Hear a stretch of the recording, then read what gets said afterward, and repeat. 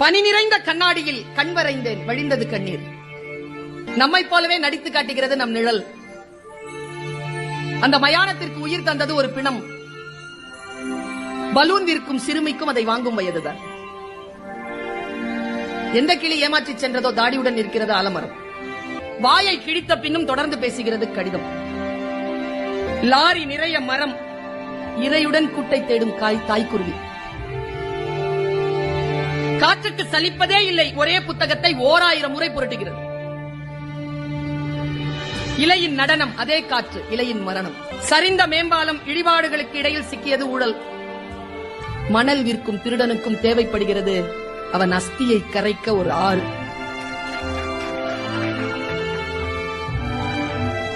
பெருங்கடலை அசைத்துக் கொண்டிருக்கிறது மீன் குஞ்சின் சின்ன துடுப்பு. காக்கை கூட்டில் காத்திருக்கும் இசை, குயில் முட்டை. ஊதாங்குழல் இசைக்கிறாள் அம்மா, நடனமாடுகிறது நெருப்பு. வறுமையால் படிப்பை பாதியோடு நிறுத்திவிட்டனர் எதிர்விட்டு லட்சுமியும் சரஸ்வதியும். குபேர மூலையின் சுவர் முழுக்க கடன் கணக்கு. யானைக்கு இனித்தது போலவே எறும்புக்கும் இனிக்கின்றன கரும்புகள்.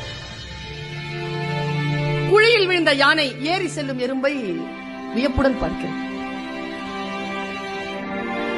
படத்தில் இருந்தாலும் ஆணி அடித்தே மாட்டப்படுகிறார் சிலுவையில் இயேசு. விழுந்த பிறகும் பறந்து பார்க்கிறது பறவையின் இறகு. புகைப்படக்காரரை அசையாமல் நிற்க வைத்தது மலையருவி. மயிலிறகு குட்டி போட்டது பள்ளியின் நினைவுகளை. ரயில் மோதி பிளிரும் யானையிடம் அழிக்கப்பட்ட காட்டின் குரல். உடைந்த பானை, மிச்சம் இருக்கிறது கொஞ்சம் தண்ணீர்.